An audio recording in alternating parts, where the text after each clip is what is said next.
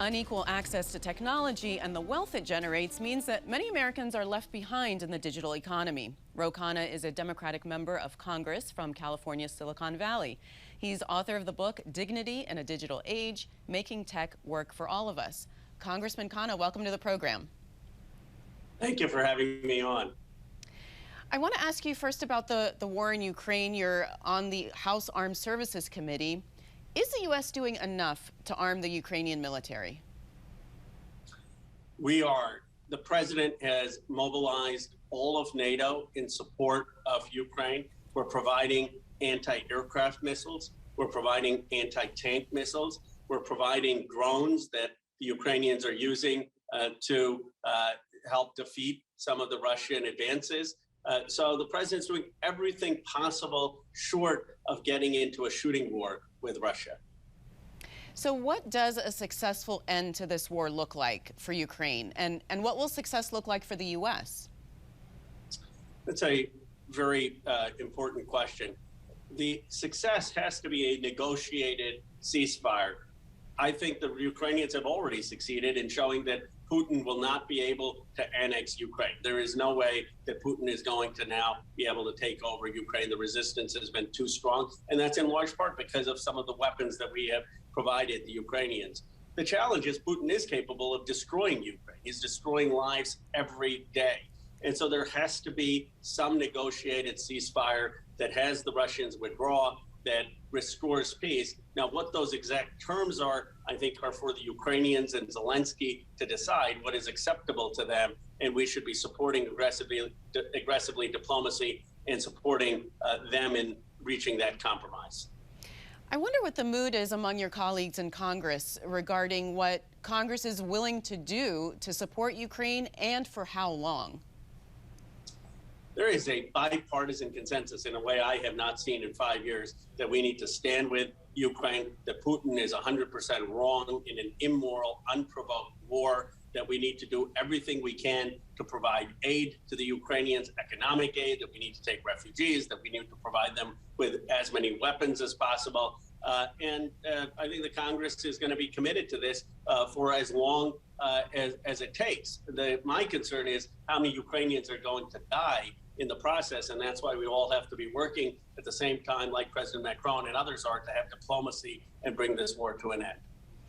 You know, as an Indian American, I want to ask you about India's position. They have abstained from a UN resolution condemning the invasion. What's your reaction to that? Well, I've been critical. I've been vocal and critical.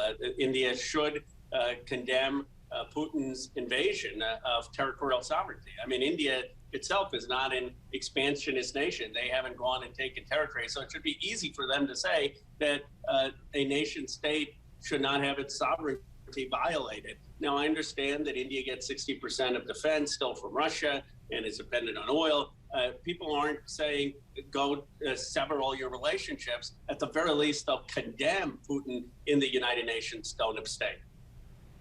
I want to pivot now to talk about technology, because you are the Silicon Valley congressman.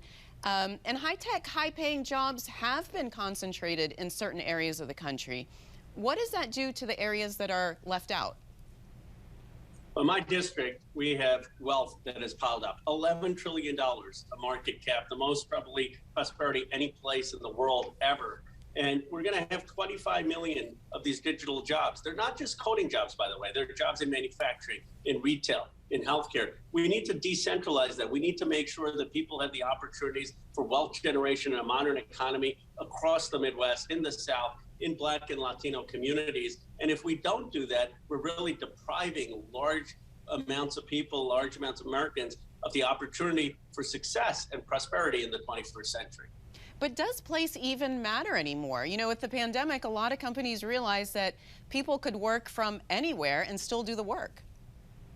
Well, this is the great COVID realignment. When I first talked about decentralizing jobs, people in Silicon Valley said, oh, that's crazy. That's not going to happen. Everyone needs to conglomerate in Silicon Valley. That's how you get creativity. Now I have folks saying, well, of course we're all investing every place in the country. That's already happening. Well, it started to happen. People now realize you don't have to all be on Sand Hill Road to start a business, that people can work remotely. And my hope is that this is going to lead to a renaissance, a revival in smaller towns, in mid-sized cities, where people can stay in their hometown if they want and still participate in the modern economy. Well, you know, improved broadband access is included in the new infrastructure law. Will that be enough to bridge the divide? It's a start. It will be enough, about $65 billion at Commerce, to make a huge dent in getting affordable broadband, both to rural communities and to underprivileged areas and Black and Latino communities. It's not just about getting the last mile of broadband. It's also about making sure it's affordable. But even if we get broadband, we still need a lot more. We need access to jobs. We need to have the credentialing so that people can get those jobs. Again, 25 million of these jobs by 2025, and we're not doing nearly enough to make sure people have these jobs that are going to pay $80,000. You poll in my district, and people are very optimistic about America, and that's because they have access to these jobs. We should make sure other people do as well. Congressman, you created something called the Internet Bill of Rights. What is that? I did this at the request of Speaker Pelosi with Tim Berners-Lee, who's the founder of the World Wide Web. It's a very simple idea that you should own the rights to your data. Every person should have an inalienable right to their data. Their data shouldn't be taken from them and used to manipulate them or used in ways that they are unaware of or don't approve of. And what do you see as the relationship between the digital economy that we've really been talking about and our freedom and the health of our democracy? Well, there are two aspects to this. This is about our agency, about being empowered in modern life. We need to be empowered as economic actors. That means that we can't have all the jobs and wealth pile up in a few areas, Miami, New York, Silicon Valley. We need people to have access to produce in a modern economy and have jobs that have a technology component. But we also need to make sure that we have agency as citizens. We can't have all this data taken from us and then used by these big companies in ways to target teenagers, which is causing depression or suicide, in targeting individuals to join QAnon or groups that are extremists in promoting disinformation. So we need both empowerment economically and as citizens. Do you think the big tech companies should be regulated by the government? And, you know, would that position be popular in your district in Silicon Valley?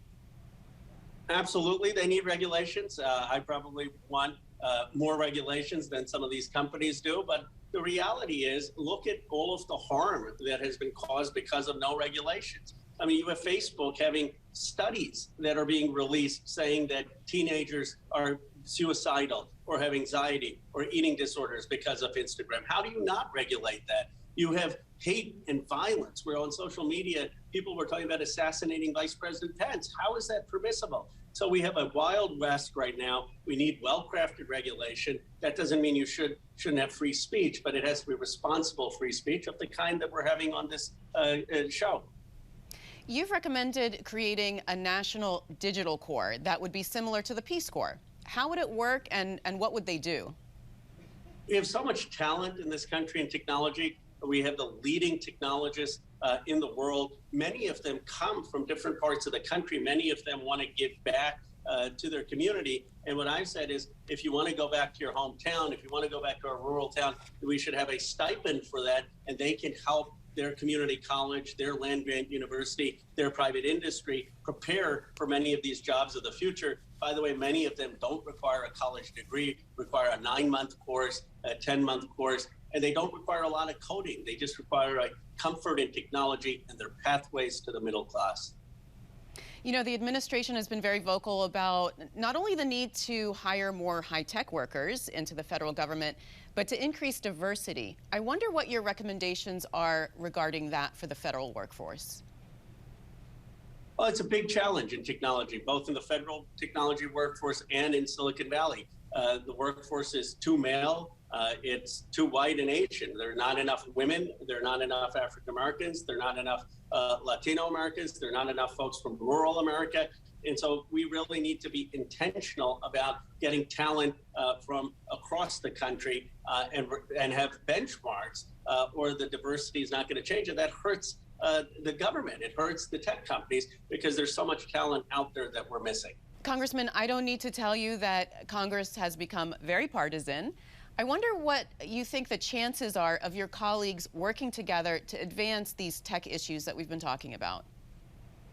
Well, there's reason for hope. There is a bill, the Competes Act, that will be the largest investment in technology and science since the Kennedy years. Over $200 billion, creating tech centers across America. It's wildly bipartisan. It has Mitch McConnell's support. It passed the Senate with 69 votes. It's passed the House. It will get to the president's desk. It's going to lead to things like Intel investing $20 billion to create manufacturing jobs in the center of Ohio with a Republican governor, Mike DeWine. So when it comes to making sure America wins and not China, making sure that we have the technology infrastructure across America, those are bipartisan issues.